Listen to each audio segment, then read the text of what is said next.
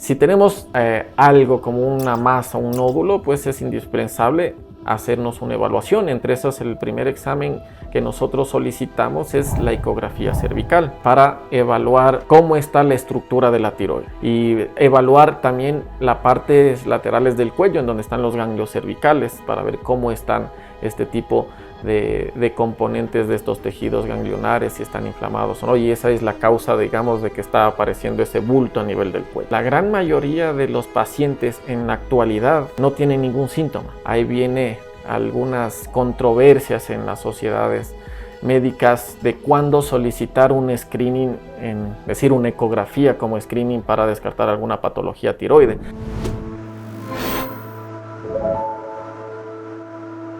Bienvenidos a En Buenas Manos, un capítulo más donde vamos a conocer acerca de esos dolores o molestias que tenemos en la cabeza y en el cuello. Y como siempre, aquí nos acompaña el especialista, el doctor Lenin Guzmán. Pero antes de empezar con las preguntas, yo quiero recordar algo que nos dijo en el anterior capítulo. El doctor nos hablaba acerca de que cada 4 personas que fueron diagnosticadas con tiroides, 3 son mujeres. Pero hay una particularidad en esta información, que más los hombres tienen un diagnóstico un poco más difícil, se podría decir, un poco más problemático. ¿Es así, doctor? Que realmente, o sea, las mujeres sí, tenemos más, como las estadísticas indican que las mujeres tenemos más tiroides, pero los hombres son los que más consecuencias tienen al ser diagnosticados. ¿A qué se debe esto? Un gusto nuevamente estar aquí en el programa. Bueno, sí, para retomar nuevamente lo que habíamos hablado en el anterior capítulo, estadísticamente tenemos que las enfermedades estructurales de la tiroides o los cánceres de tiroides como tal, yéndonos a la parte enfocada al cáncer de tiroides, se diagnostican por cada 4 pacientes con cáncer, 3 son mujeres y 1 son hombres. Esta baja frecuencia en los hombres hace que, cuando nosotros nos ponemos a diagnosticar pacientes y sabemos que un paciente tiene más probabilidad de desarrollar tal o cual enfermedad, generalmente nos enfocamos más a tratar de diagnosticar ese tipo de enfermedad. En la población que no es frecuente esa enfermedad, generalmente a veces no se enfocan los diagnósticos en eso. Eso pasa, digamos, como que en los hombres es menos frecuente diagnosticarlo un hombre con cáncer de tiroides. Digamos que en los hombres el cáncer, cuando se diagnostica en los hombres, a veces lo llegamos a diagnosticar un poco más avanzado que en las mujeres, ¿sí? Y ahí Por la probabilidad de que, por ejemplo, una paciente mujer de cierta edad se va a hacer un chequeo de screening ocupacional donde el médico general y le manda a hacer un perfil hormonal normalmente para descartar tal o cual enfermedad, entre esos de las patologías tiroides. En cambio, en los hombres se enfoca, por ejemplo, un hombre más de 45 años de pronto se va a enfocar más al diagnóstico de alguna patología de los hombres, como algún cáncer de próstata, anomalías a nivel de la próstata, etcétera, etcétera. Entonces, por eso digamos que en los hombres se diagnostican a veces un poco más temprano, porque esos exámenes de screening que se les piden la mayoría no son para hacer ese diagnóstico de la tiroides, porque es poco frecuente esa enfermedad, pero en los hombres sí pueden desencadenar patologías avanzadas y a veces un poco más agresivas por las mutaciones que implica. Yo pensaba que eran porque éramos más disciplinadas en hacernos ciertos exámenes médicos antes que los hombres. Doctor, ¿qué es la tiroides exactamente? ¿Dónde se encuentra la tiroides? Bueno, la tiroides es una glándula endocrina, que quiere decir que produce hormonas al torrente sanguíneo. Eso se conoce como una glándula endocrina. En relación a la tiroides, pues esta es una glándula que está en la parte inferior y anterior acá del cuello. Aproximadamente tiene un peso de 10 a 20 gramos, que es lo normal. En algunos pacientes puede ser un poquito menos, en otros un poquito más, cuya función es producir una hormona. La hormona es la tiroxina. Y esta hormona, la función principal es mantener el metabolismo celular en un estado adecuado, es decir, cuando tiene que acelerarse el metabolismo de las células, esta hormona hace que se acelere ese metabolismo de las células para reaccionar a cierto estímulo externo, digamos, necesita cicatrizar más rápido en esa parte, entonces las células van a estar predispuestas a que su metabolismo se acelere, pero luego volver a estar en un metabolismo más adecuado para el nivel de estrés que ese momento tiene la célula. Como les mencionaba a mis pacientes siempre que van, es como un director de orquesta, ¿sí? Hace que todos los músicos, es decir, las células, otras glándulas endocrinas, toquen el mismo compás de una sola pieza. Eso es la glándula tiroides con su hormona, que todo se sintonice y todo vaya fluyendo de una manera adecuada. Cuando hay alteraciones, ahí sí vamos a ver que ese director de orquesta va a hacer que los músicos o se atrasen o se aceleren, dependiendo de si hay algún trastorno funcional. Justo, doctor, ¿qué es lo que tenemos que estar precavidos para tener una alerta? Y en este caso, para ver si es que necesitamos ya una cirugía o simplemente un tratamiento. Ya, entonces, cuando nosotros decimos que un paciente va a necesitar una cirugía, ahí nos estamos poniendo en consideración otro tipo de enfermedad de la tiroides, que es la parte estructural, es decir, cómo está conformada. Que si bien la parte de cómo está conformada puede estar relacionada de cómo está funcionando, digamos que en una gran parte de los pacientes pueden estar esas dos enfermedades juntas, pero no necesariamente. Es decir, a veces los pacientes me preguntan, dice, yo el año pasado mis exámenes de sangre, las hormonas estaban normales, o hace 6 meses o hace 3 meses, y estaba todo normal en la sangre, me dijeron que estaba mi tiroides funcionando normal. Y ahora que me hicieron una ecografía del cuello, encuentran un nódulo y me dicen que estoy con un cáncer, y hasta que estoy ya con un cáncer ya casi avanzado, etcétera, etcétera. O sea, con exámenes Entonces, no siempre... los exámenes de sangre nos ayudan a diagnosticar es la parte funcional, ¿sí? Ahora, la parte estructural, que es la que generalmente a veces nos obliga a tener que operar, esa la tenemos que diagnosticar primero el paciente con la palpación del cuello, y vamos a sentir nódulos o protuberancias o alguna especie de masas o bolitas a nivel de la parte anterior y baja del cuello, en la parte central, que es como digamos un signo de alarma para saber que tenemos que hacer alguna otra cosa más. Cuando va a la consulta, igual nosotros tenemos que palpar el cuellito, Justo ver eso. si es que hay alguna masa, alguna nodulación en la parte anterior de la tiroides, para saber si tenemos alguna situación especial en el paciente que nos obliga a extendernos en las pruebas para hacer un diagnóstico correcto de si hay esa masa. Ahora, que si bien hay nódulos que a veces son pequeños y no son palpables en la tiroides, que actualmente es la gran mayoría de los pacientes, pues esos los diagnosticamos solamente con ecografía. A veces ni siquiera sentimos nada a nivel del cuello. Dicen, no, hay personas que cuidan de su apariencia y dicen, yo a cada rato me topo el cuello, hago ejercicio, me doy masajes, etcétera, y nunca me he topado nada, y me encontraron de que tengo un nódulo en la ecografía. Sí, actualmente con la ecografía, que es un medio diagnóstico cada vez más accesible a la población y de bajo costo, lo que no pasaba hace unos 20, 30 años atrás, que prácticamente solo en los hospitales grandes eran que tenía ecografía y solo funcionaba de cierto a cierto horas laborables, necesitaban un médico que esté ahí. Ahora la mayoría de los médicos, no solamente nosotros los cirujanos de cabeza y cuello, por ejemplo, los cirujanos generales o el emergenciólogo, el médico de terapia intensiva, saben manejar una ecografía. El ginecólogo, por ejemplo, también saben manejar los ecógrafos y pueden hacer,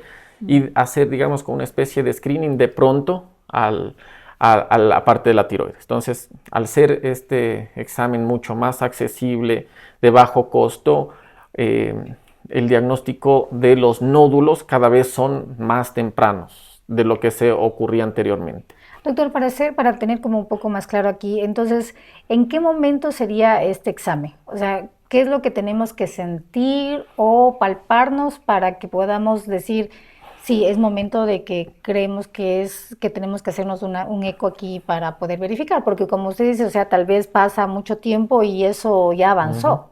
Claro.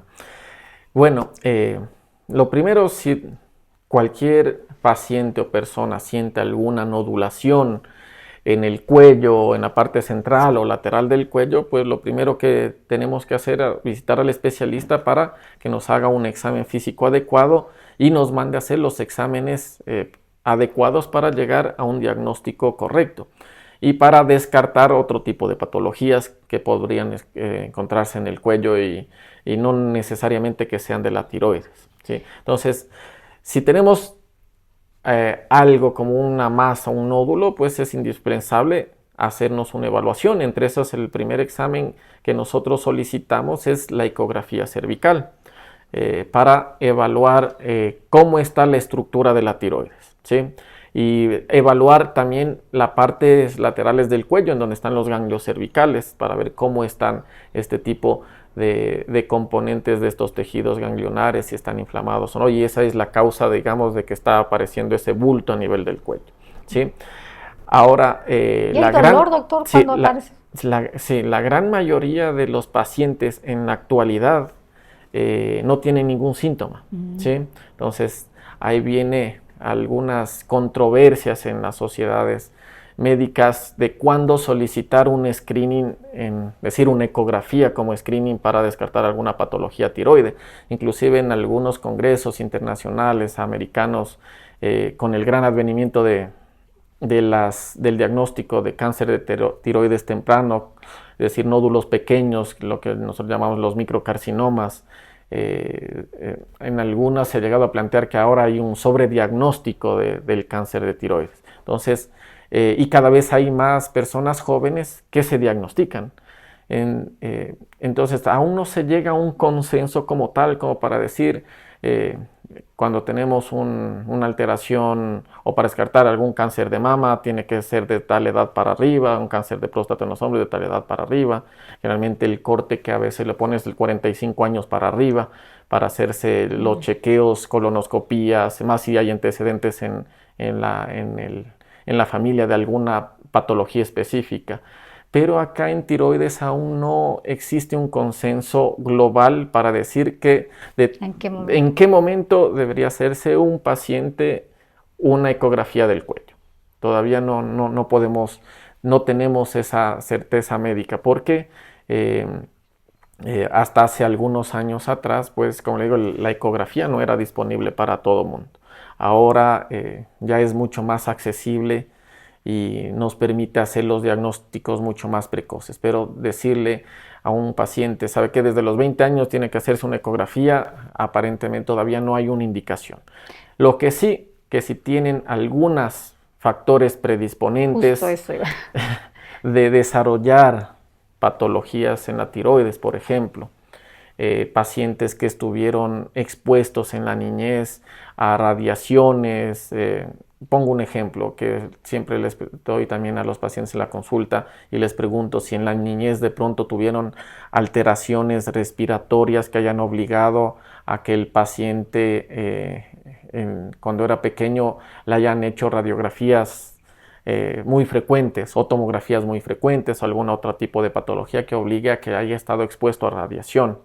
O niños que hayan nacido prematuros que a veces necesitan ir a una termocuna y por ejemplo hay una patología en los neonatos cuando recién nacen que de pronto se comenzó a subir las bilirrubinas porque el cuerpo no las puede metabolizar aún. Entonces hay una terapia que es la fototerapia en donde se da una radiación con luz y esos espectros de luz, si bien son más bajos que la radiación normal, pues también está implicado que puede alterar. Claro que el pediatra, el neonatólogo cubre ciertas áreas, por ejemplo las áreas genitales y las áreas del cuello para evitar que haya en lo posterior alteraciones en estos sitios, pero también digamos como que es un factor predisponente. Ahora, si tenemos otro tipo de pacientes que ya han tenido algún otro diagnóstico oncológico y que hayan necesitado de radioterapia, también es un factor predisponente. En Asia, por ejemplo, en Japón, por lo que hubo la radiación acumulada, las bombas atómicas que fueron hace mucho tiempo atrás, todavía hay estigmas de esa radiación en los mares, secuelas, entonces los pacientes han tenido que entrar a hacerse screening mucho más temprano, es decir, tamizajes de verse en la población, allá sí hay nódulos como tal. Y acá en Ecuador, ¿quiénes serían como las personas que con más riesgo podrían tener eso? Sí, justo en esta parte del mundo de Ecuador, la zona andina como tal, que viene la cordillera atravesando desde la parte prácticamente de Venezuela hacia Chile, pasando Colombia, Ecuador, eh, Perú, Bolivia, la parte norte de Chile, hay una alta tasa de enfermedades o patologías tiroides, entre esas de cáncer de tiroides. En esta zona andina, si nos ponemos a ver por el nivel de población, el cáncer de tiroides es una de las patologías que está siempre más alta. En algún momento se compartían, digamos, como es más frecuente, mejor dicho, en las mujeres, pues en las mujeres los cánceres más frecuentes son el de seno o de mama o el de cervix, el cáncer de útero, y luego venían otro tipo de cánceres, pero comenzó a repuntar tanto que, por ejemplo, en Ecuador, en años atrás, del 2020, 2022 me parece, que llegó a ser la primera causa de cáncer en la mujer, superando al cáncer de mama y al cáncer de útero. ¿Sí? Actualmente están en el puesto, digamos, en 3 de los cánceres que afectan a las mujeres. Los hombres, como es menos frecuente, pues está mucho más abajo de ciertos cánceres, pero aquí en nuestra zona andina tenemos o algunos, digamos, factores predisponentes que podrían ser, que es una zona agrícola, la parte andina. Hay zonas en las cuales hubo anteriormente lo que se conocía como bocio endémico por la deficiencia de yodo. La gran mayoría de las personas a la altura no consumían sal yodada, sino sal de montaña, es decir, sal en grano, sin yodo, y eso hacía que se desarrolle una patología que era un hipotiroidismo que hacía que la glándula se crezca, era el bocio endémico, que actualmente es casi infrecuente, pero... Y eso, por eso a veces las personas tienen así como inflamado esto. Grande, sí. Ahora, digamos que esas masas que antes se veían comunes, si preguntamos a nuestros abuelitos, era común que digamos, en el barrio, en la familia, hay alguien que tenga una protuberancia grande en el cuello. Aquí en la Sierra Norte le llamaban coto, que es decir, al bocio, que actualmente nosotros lo conocemos, al bocio difuso por deficiencia de yodo. Ahí en el gobierno, un poco de historia de León Febres Cordero, decretó de que la sal sea yodada para el consumo humano y que se restringe el consumo de sal en grano. Entonces eso favoreció a que las nuevas generaciones no tengamos o no padezcamos de esas enfermedades que antes eran comunes de la tiroides. Ahora más bien vienen los bocios que son ya por los nódulos. Entonces en la zona andina tenemos gran propensión a formar nódulos a nivel de la tiroides. Todavía digamos como que no está tan claro cuál sea la situación especial del por qué, pero estadísticamente en esta zona andina es donde por nivel concentración de población tenemos altas patologías tiroides, entre estas alta patología en nódulos tiroides, es decir, en enfermedades estructurales de la tiroides, no solo de enfermedades funcionales como dijimos anteriormente. Entonces, sí, estos nódulos aquí en nuestro medio es bastante frecuente. Doctor, entonces aquí, ¿qué sería en el momento que ya se hacen los exámenes y todo eso, cuál sería la consideración para para que vayamos a una cirugía, para que la persona con estos problemas vaya a una cirugía? Bueno, como mencionamos, nosotros tenemos una población que tiene una alta tasa de nódulos en la tiroides, y al tener una alta tasa de nódulos en la tiroides, pues nosotros tenemos que escoger los pacientes que van a necesitar terapia, ¿sí? Normalmente se estima que el 20% de la población a nivel de ciertas áreas del mundo tienen nódulos. En algunas series inclusive han reportado hasta 50% de su población con nódulos en la tiroides, pero no todos van a necesitar un tratamiento quirúrgico. Entonces, tener un nódulo tiroideo no quiere decir que necesariamente tenga que operarme la tiroides. ¿Qué es lo que nos dice un nódulo? Que hay una alteración en la estructura de la tiroides, que tenemos que estar alerta para descartar que ese nódulo sea maligno y que nos obligue a hacer algún tratamiento quirúrgico de ese nódulo. O que ese nódulo, si bien no es maligno y más bien es benigno, es decir, no cáncer, comience a crecer y nos produzca alguna alteración en las parte estructural del cuello, dígase compresión del nervio de la voz, dificultades para tragar, compresión de la vía respiratoria, dificultades para respirar, alteraciones estéticas. Entonces tenemos que considerar que si bien la población tiene gran cantidad de nódulos, digamos, en la tiroides, hasta el 20%, solo el 4 al 6% de esos pacientes van a necesitar un tratamiento. El resto, prácticamente lo que hacemos es acompañarle y vigilarle. Entonces, ¿cómo hacemos ese proceso? Con la ecografía. La ecografía tiene unos parámetros, actualmente se usa lo que nos menciona la Sociedad Americana de Tiroides, que es la ATA, aquí en América, en Europa la Sociedad Europea de Tiroides, la ETA. Entonces nos dan algunos parámetros para hacer esa evaluación de esos nódulos y ver si son benignos o malignos para tener que hacer algún tipo de intervención.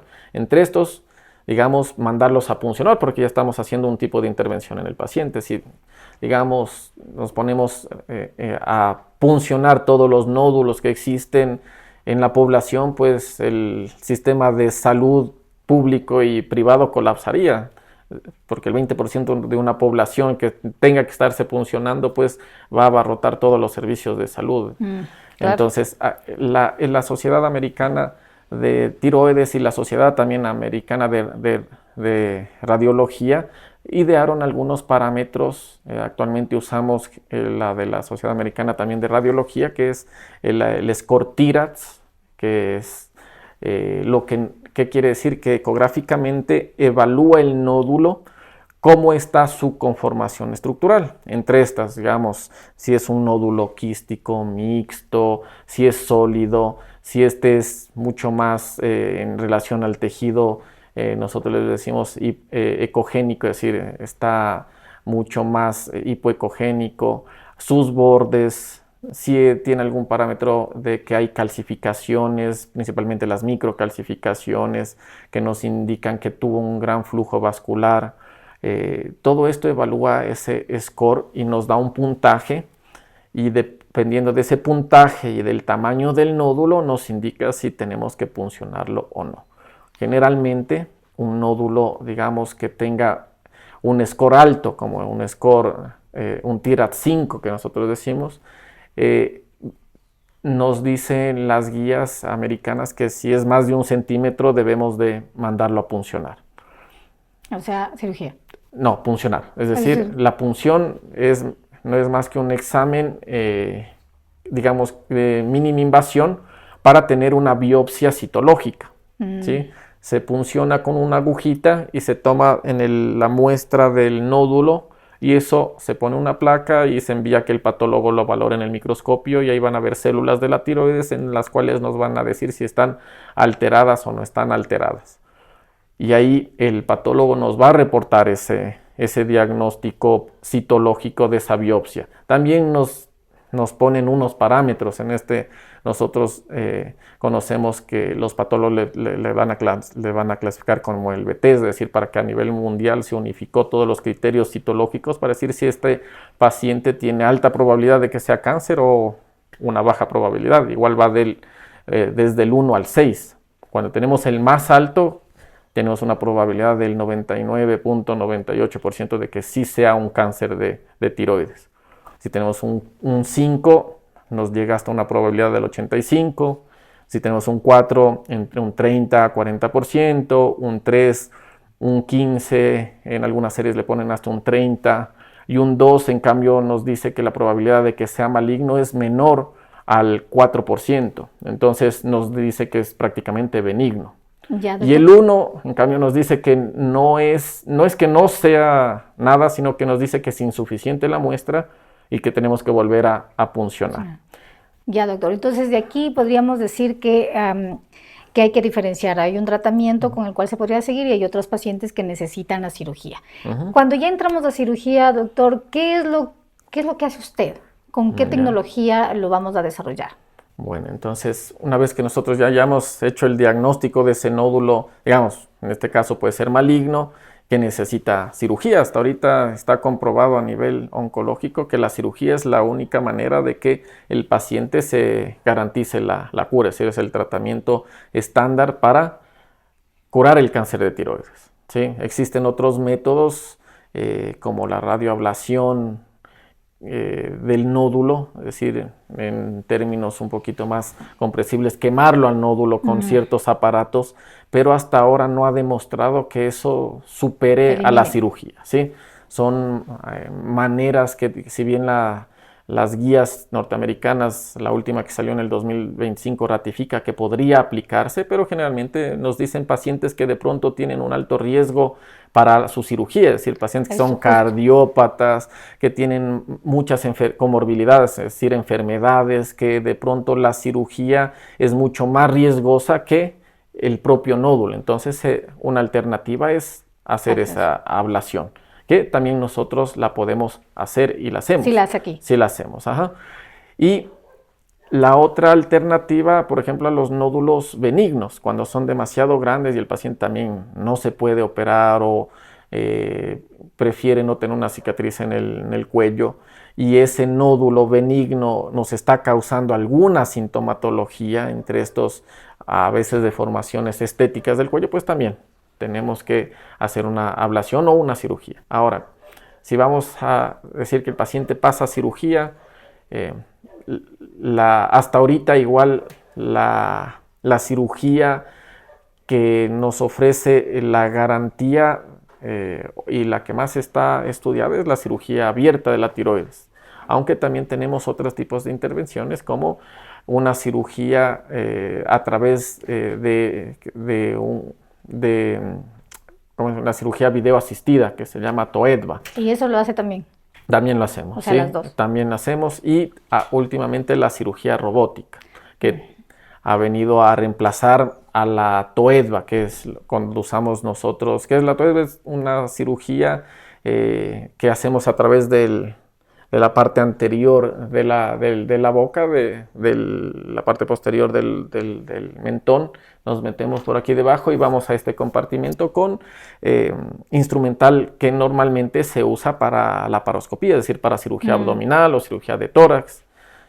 Usamos algunos ciertos componentes especiales como monitorizaciones de nervio durante la cirugía y con eso tratamos de llegar a la tiroides y extirpar el cáncer. Claro que también este tipo de cirugía no está indicado para todos los pacientes, es para cánceres iniciales como tal, es decir, tenemos que tener un paciente adecuado para esa cirugía. De acuerdo al paciente. De acuerdo al paciente tenemos que darle la cirugía, lo que le va a combinar bien al paciente, digamos. Y la cirugía robótica, que ahora nos permite hacer este tipo de procedimientos con, digamos, un poco más de seguridad y maniobrabilidad a nivel del cuello. Y son muy exitosas igual. Y son igual exitosas. Claro, como les dije, es para pacientes seleccionados. Tumores iniciales, está demostrado que oncológicamente tienen la misma nivel de cura. Sin embargo, la cirugía abierta, es decir, el cortecito aquí en la parte anterior del cuello y entrar para extirpar la tiroides sigue siendo igual hasta ahora lo más realizado a nivel mundial y digamos, el tratamiento padrón, el tratamiento estándar para ese tipo de patologías, ¿sí? Doctor, ¿y después de la cirugía el paciente puede hacer su vida normal o sus medicamentos y sus tratamientos tienen que ser de por vida? Claro, normalmente, ¿cuál es el objetivo de la cirugía? Si es por un cáncer, el objetivo es que se cure del cáncer, pero otro objetivo nuestro como cirujano de cabeza y cuello es que la parte funcional también de ese paciente sea la adecuada. Es decir, que el paciente luego de su proceso de recuperación prácticamente se haya olvidado de que se operó de la tiroides y su vida sea normal. ¿Cuáles son los cuidados que tiene que darse en el paciente postoperatorio? Pues primero va a depender del tipo de cirugía que nosotros le hagamos. Si tenemos que sacar la mitad de la tiroides o completamente la tiroides, pues al extirpar completamente la tiroides estamos haciendo que ese paciente se vuelva esté sin una glándula que produce la hormona. Entonces tenemos que suplementarle la hormona. También dependerá de si es hombre, mujer, adulto, niño. Sí, los niveles hormonales los suplementamos dependiendo inclusive hasta del peso. Con el peso nosotros podemos enviar la dosis de la suplementación hormonal. Algo importante en la cirugía también es, en la recuperación, es la manipulación de los nervios de la voz. Es decir, que el paciente salga después de la cirugía y tenga una voz adecuada. La voz es el medio por el que nosotros nos interrelacionamos con el resto de las personas como seres humanos, que es lo que nos diferencia de las otras especies. Entonces es algo que nosotros también funcionalmente tratamos de mantenerlo sin ninguna alteración. Cuidado que nosotros también tenemos y que el paciente luego tiene que tener, que es, digamos, lo que más frecuente ocurre en una cirugía de tiroides, es que nosotros tenemos que cuidar unas glandulitas que están atrás de la tiroides, que son las glándulas paratiroides. Esas glándulas paratiroides controlan el metabolismo del calcio y del fósforo, es decir, el metabolismo de esos minerales que normalmente están dentro del hueso. Entonces, esas glandulitas, al estar detrás de la tiroides, estar pegadas a la tiroides, nosotros tenemos que ser delicados y retirarlas y apartarlas con maniobras delicadas para que no sufran o no se desvascularicen o sufran lo menos posible y se recuperen lo más pronto posible. Entonces el paciente generalmente, aparte de la hormona que de pronto vamos a tener que compensar, para esperar hasta que se recuperen esas glándulas paratiroides y que comience a regular el calcio y el fósforo, nos mandamos a tomar calcio y el producto final, digamos, de esa hormona que produce, que es otro medicamento que nosotros también mandamos, o que el endocrinólogo también nos acompaña en este proceso para regular ese metabolismo del calcio y el fósforo hasta que comience nuevamente a funcionar las glándulas paratiroides. El objetivo final, como dije, es que el paciente en un par de meses, si es que no necesita una adyuvancia con yodo, pues prácticamente esté funcionalmente bien y se haya olvidado de ese trauma que tuvo primero con el diagnóstico, en este caso de un cáncer, si fue un cáncer, o de un bocio que necesitó operarse, en sí de la cirugía del cuello, que normalmente el paciente ya al pensar que le van a cortar el cuello ya sobredimensiona la cicatriz que podría tener, sobredimensiona los cuidados que debería tener posteriormente a la cirugía. Igual pueden comer lo que, o sea, es normal. Sí, no hay restricciones en los alimentos. La restricción prácticamente está dada por las condiciones del paciente. Es decir, si el paciente era diabético previamente a la cirugía, pues los mismos que le restringen para la diabetes está restringido. Si el paciente es sano, está restringido lo que debería restringirse, el exceso de carbohidratos, grasas, etcétera, etcétera. Pero normalmente, o sea, podría comer todo. Todo. Perfecto, sí, no hay restricciones en este tipo de cirugía, a diferencia, por ejemplo, de la cirugía abdominal, que siempre se manda a comer alimentos menos pesados, etcétera, con menos grasa. Pues en nivel del cuello, de las cirugías del cuello, específicamente de la tiroides, no hay restricciones en el paciente. Sí. Doctor, ya para ir concluyendo, en este caso entonces sería la recomendación hacerse los exámenes previos, no necesariamente tiene que haber una molestia, un dolor, algo que como para salir corriendo al hospital o hacernos los exámenes, pero sí a partir de los 40 años, sean hombres o mujeres. Sí deberíamos hacernos un screening hormonal y estructural, es decir, un eco de tiroides, 40-45 años de edad. Si tenemos antecedentes de alteraciones funcionales de la tiroides o pacientes con alteraciones estructurales, nódulos, bóceos o cáncer, deberíamos hacerlo un poco antes. Por ejemplo, un límite desde los 30 para arriba para saber cómo está. ¿Sí? Doctor, ¿y esto es caro? ¿Estos exámenes son caros económicamente? ¿Cree que sí sean accesibles como para poder hacernos, por lo menos, cada qué tiempo? ¿Un año? ¿A cada año sería lo recomendable? Los exámenes no tienen un costo elevado. Sí, ya actualmente igual hay muchos laboratorios aquí en el país que son buenos laboratorios que procesan la parte hormonal. Antes, me acuerdo cuando era estudiante de medicina, mandar a hacer una hormona tardaba un Mucho día, tiempo. 2 días, 3 días para darnos el resultado. Ahora, muchos laboratorios en 2, 3 horas ya está el resultado listo de estas pruebas hormonales y el costo es relativamente bajo, digamos que no es caro. Y la ecografía, como es un medio, digamos, que se democratizó a nivel de la medicina y casi la mayoría de los consultorios de especialistas tenemos nuestro ecógrafo ahí, entonces es de mucho más fácil acceso y también el costo es mucho más bajo de lo que era hace unos años atrás. Entonces, relativamente no es tan costoso estos exámenes de screening. Perfecto. Entonces, ya después de hacernos los exámenes y dependiendo de los resultados, vamos con usted como especialista de cabeza y cuello. ¿Cuándo hay qué exactamente en el resultado? Cuando encontramos alteraciones estructurales de la glándula tiroides, es decir, tenemos nódulos que sean tributarios de dar un seguimiento clínico o nódulos que sean tributarios de realizar algún tipo de cirugía.